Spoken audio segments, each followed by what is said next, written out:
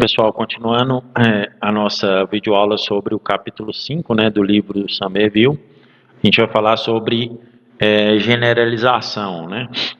A generalização é uma técnica de uso cotidiano para gerenciar complexidade. Vou explicar melhor o que é essa complexidade. Ao invés de aprender as características detalhadas de todas as entidades envolvidas, colocamos essas entidades em classes mais gerais, como por exemplo animais, carros, casas, e aprendemos as características dessas classes. Isso nos permite, supor que membros diferentes dessas classes possuem algumas características comuns, como por exemplo, esquilos e ratos são roedores, né? Então, é um tipo especializado do tipo genérico animal, né? Então, eu posso fazer essa generalização, mas eu vou explicar melhor aqui. Na modelagem de sistemas, é geralmente útil examinar as classes de um sistema para ver se há escopo para generalização, né? Por exemplo, eu tenho no meu sistema eu tenho a situação em que eu tenho pessoa física e pessoa jurídica, né? Aí eu posso criar uma classe chamada pessoa, aí a classe pessoa física herda de pessoa, né? E a classe pessoa jurídica herda de pessoa. Só que pessoa física tem CNPJ e pessoa jurídica tem não, pessoa física tem CPF, pessoa jurídica tem CNPJ. Então, é uma forma aí de generalização e especialização. Se mudanças forem propostas, você não precisará examinar todas as classes no sistema para ver se são afetadas pela mudança. Em linguagens orientadas a objetos, como Java, C#, generalização é implementada usando os mecanismos de herança de classe que já existem na linguagem. Em uma generalização, os atributos e operações associados às classes mais altas, mais genéricas, são associados com as classes de nível mais baixo. Então, nesse exemplo que eu dei de pessoa, eu tenho pessoa física, pessoa jurídica, eu posso colocar nome em pessoa, CPF em pessoa física, CNPJ em pessoa jurídica.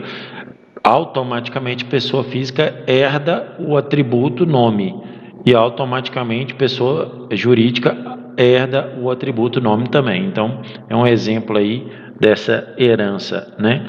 As classes de nível mais baixo são chamadas de subclasses e herdam os atributos e operações de suas superclasses, né? Então, pessoa física é uma subclasse, pessoa é uma superclasse.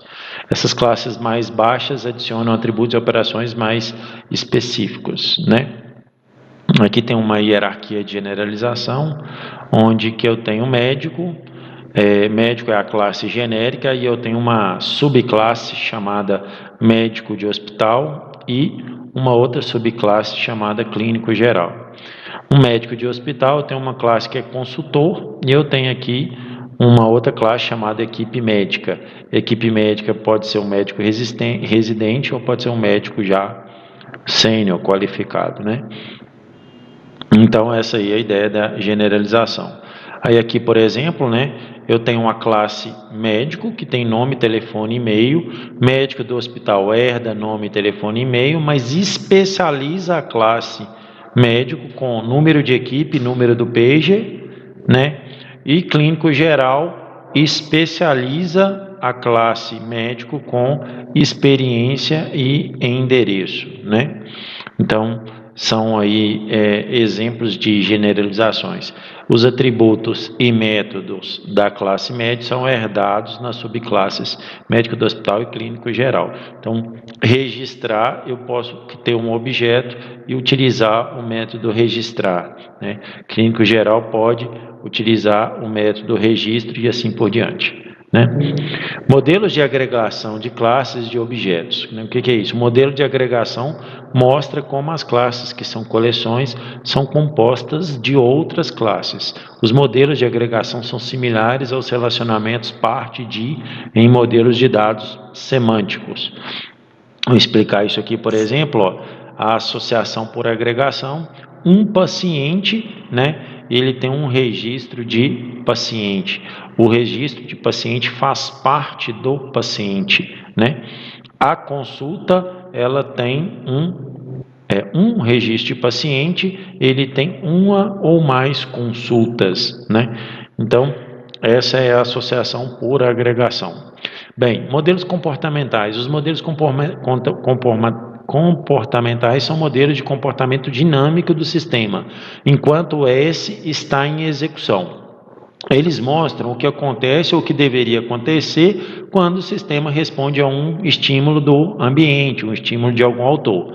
Podem considerar esses estímulos como sendo de dois tipos, né? Dados, alguns dados que chegam e precisam ser processados. Por exemplo, você tem aí o WhatsApp, você recebe uma mensagem, você precisa de processar aquela mensagem, né? E eventos, alguns eventos que acontecem disparam o processamento do sistema. Os eventos podem ter dados associados, embora isso não ocorra sempre, né? Bem, então esses são os modelos comportamentais, né? Modelagem dirigida a dados. Vários sistemas de negócio são sistemas de processamento de dados que são dirigidos principalmente a dados. Eles são controlados pela entrada de dados no sistema com relativamente quase nenhum processamento de eventos externos. Os modelos dirigidos a dados mostram a sequência de ações envolvidas no processamento dos dados. Vou mostrar o exemplo aí. Nos dados que entram e na geração de uma saída associada. Eles são particularmente úteis durante a análise de requisitos por poderem ser usados para mostrar o processamento fim a fim em um sistema, né? Então está aqui o modelo de atividades de funcionamento de bomba de insulina. Eu acho que isso aqui ficou errado no slide. Esses slides não são meus, né? Eles são da editora Pearson Prentice Hall, né? Aqui está falando de escritório de compras e fornecedor.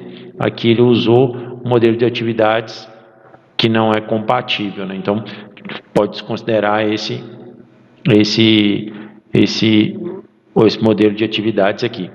E aqui também, né, processamento de pedidos aqui é uma outra imagem, não faz sentido. Aqui ele está tratando do sistema da bomba de insulina, então esses exemplos aqui não ficou legal. Aqui já ficou, né? Por exemplo, aqui, ó, eu tenho aqui um sensor de sangue, né? E eu tenho a atividade de obter o valor de sensor, né? Aí tem dados do sensor, calcular nível de açúcar, o nível de açúcar no sangue, calcular a entrega de insulina. Aí você tem requisitos de insulina, calcular comandos de bomba, comandos de controle da bomba, controlar a bomba de insulina, né? Que ele mostra esse modelo de atividades para esse sistema aí de bomba de insulina que foi descrito no capítulo 1, né, desse curso, né? Mas esse diagrama aqui ficou errado, né? Ficou adequado não. Então, beleza, continuando, modelagem dirigida a eventos. Geralmente, os sistemas em tempo real são dirigidos a eventos com o mínimo de processamento de dados. Por exemplo, sistema de comutação de linhas telefônicas, né? Você fazer trocas de pacote aí, responde a eventos como recebimento de chamada gerando um tom de descagem, né? A modelagem dirigida a eventos mostra como o sistema responde a esses eventos externos e internos. Essa se baseia na suposição de que um sistema tem um número limitado de estados e que os eventos podem causar a transição de um estado para outro. Isso aqui é muito interessante, né? Principalmente quando se trata de modelos de máquinas de estado. Você tem uma visão geral de como que é o comportamento do sistema em tempo de execução. Esses modelam o comportamento do sistema em resposta a eventos externos e internos. Eles mostram a resposta do sistema a estímulos e por isso geralmente são usados para modelar sistemas de tempo real. Os modelos de máquinas de estados, que eu vou apresentar ali um modelo, mostram os estados do sistema, tais como os nós e os eventos desses, tais como arcos entre esses nós. Quando o evento ocorre, o sistema move-se de um estado para o outro. Os gráficos de estados são uma parte integral da OML e são usados para representar modelos de máquinas de estados. Então, faz parte da OML esses modelos de máquinas de estados. Aqui está um exemplo, né, diagrama de estados de um forno micro-ondas. Né?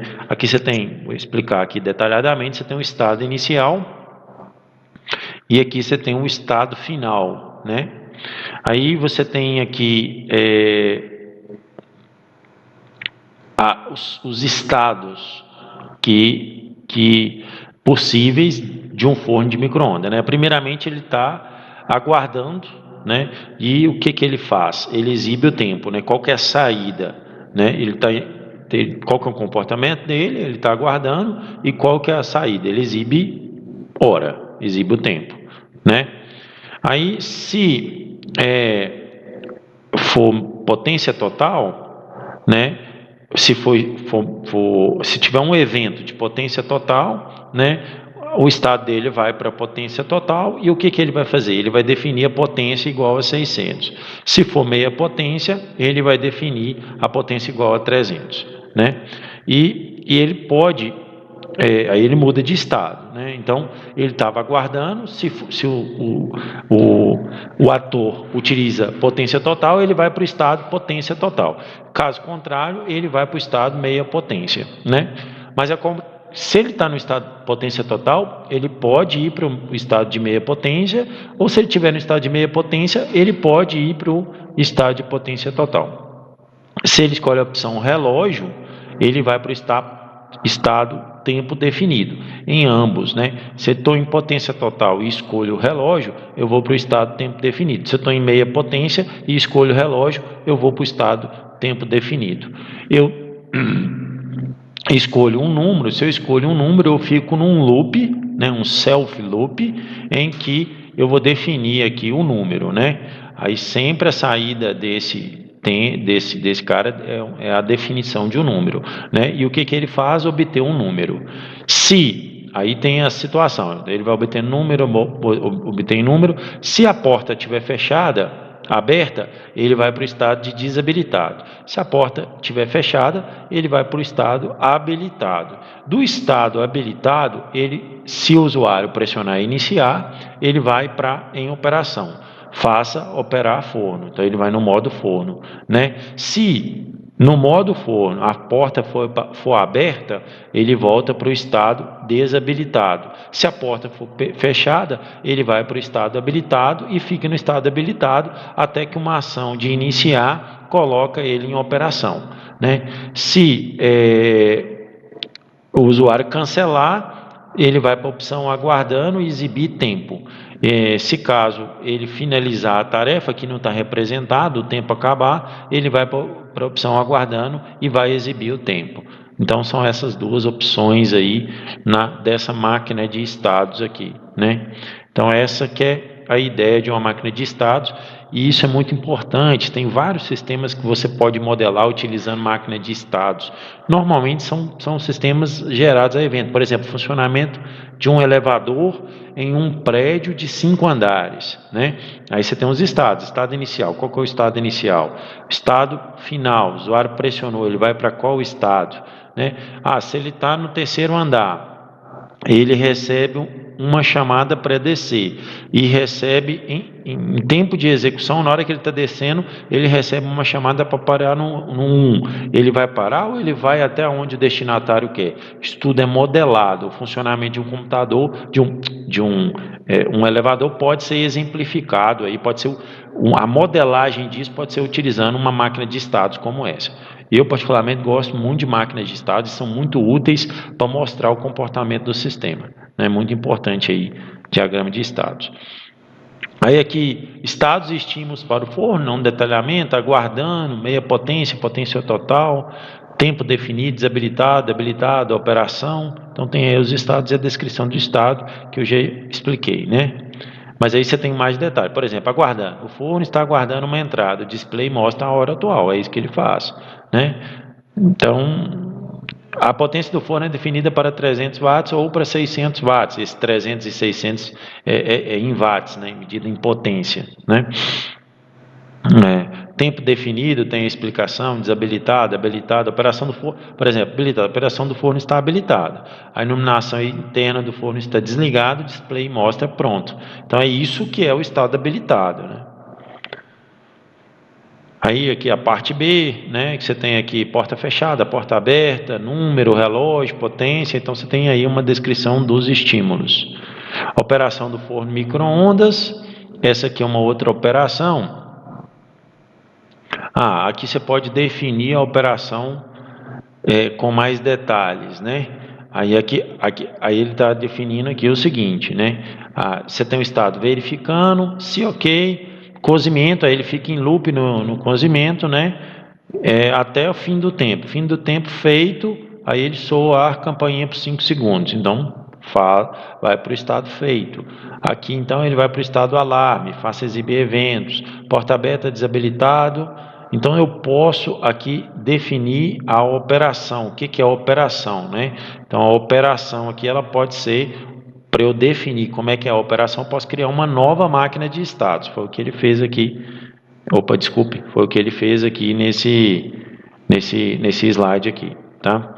Voltando aqui, não, beleza, aqui, operação do forno de micro-ondas, desculpe aí, né? Então eu posso pegar a operação e fazer ela com uma máquina de estados, né? Então é assim que funciona, beleza?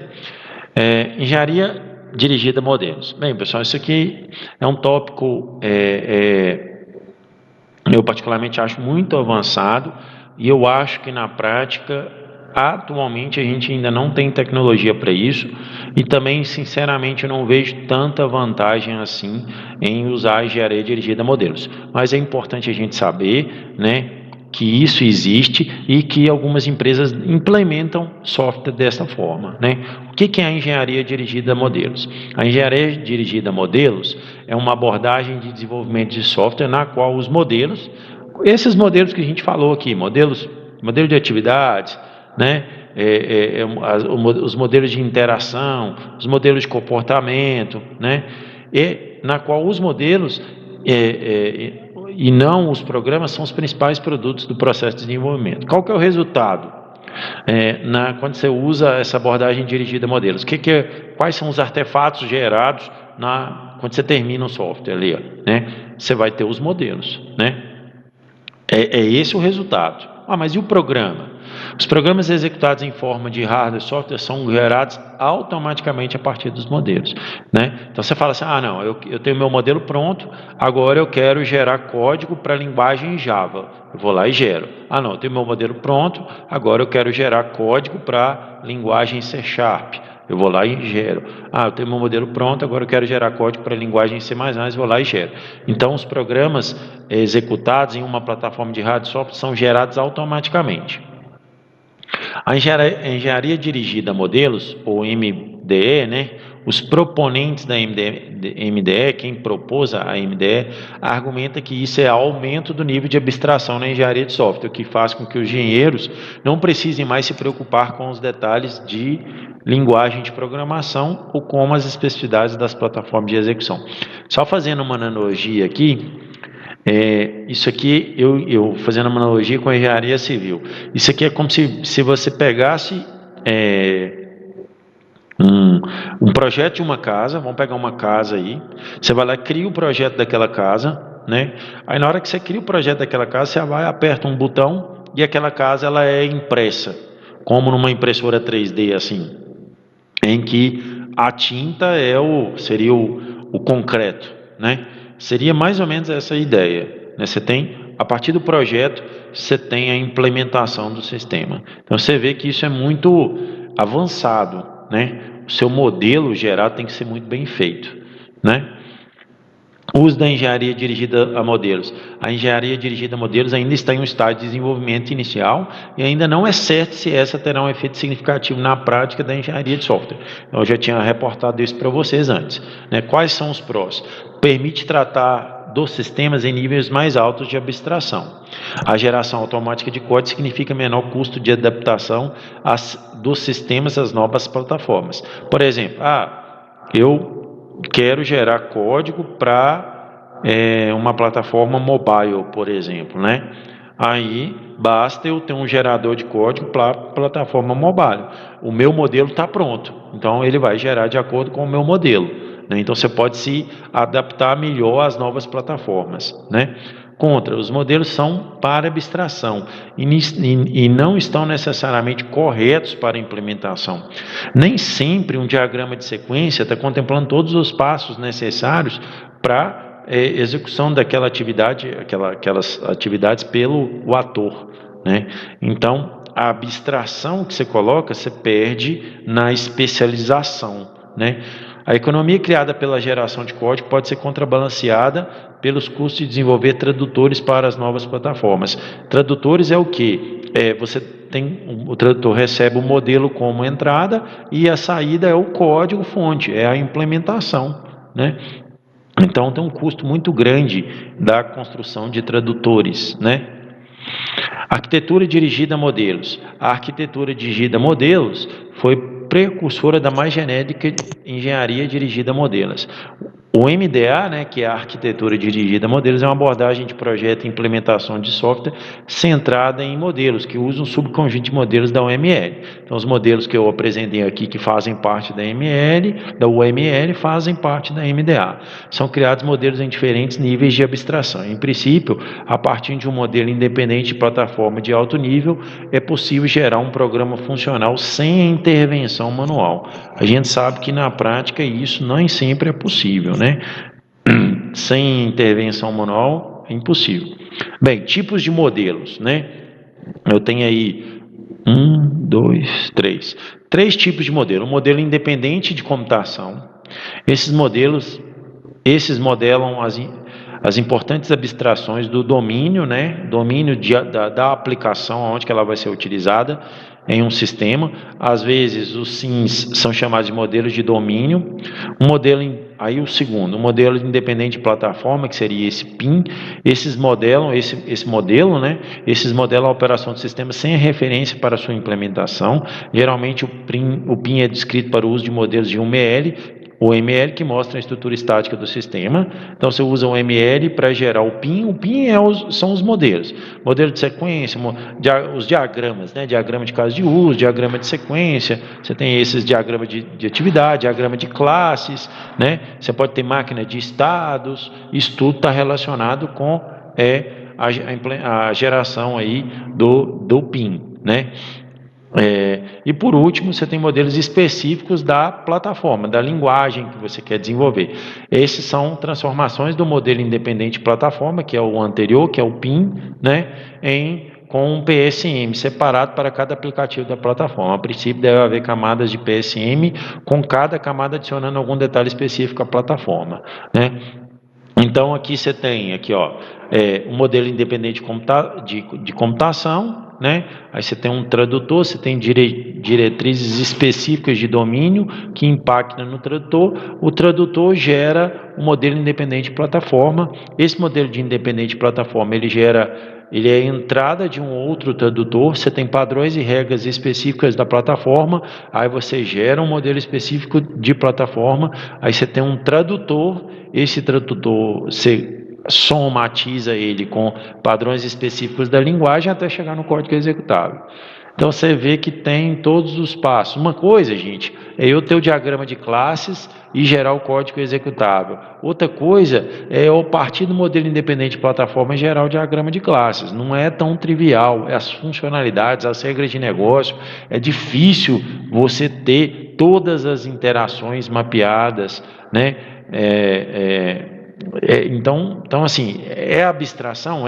Mas na prática, pela experiência que eu tenho, eu acho difícil dessa abordagem ser inteiramente dirigida a modelos. Ou seja, você não precisa de codificar, você não precisa de criar o código, você não precisa de programar, né? Então, eu particularmente acho um pouco complicado, mas isso aí é uma evolução, é uma linha, né? Eu acho, até considero uma inovação na área de engenharia de software, que é a engenharia dirigida a modelos, né?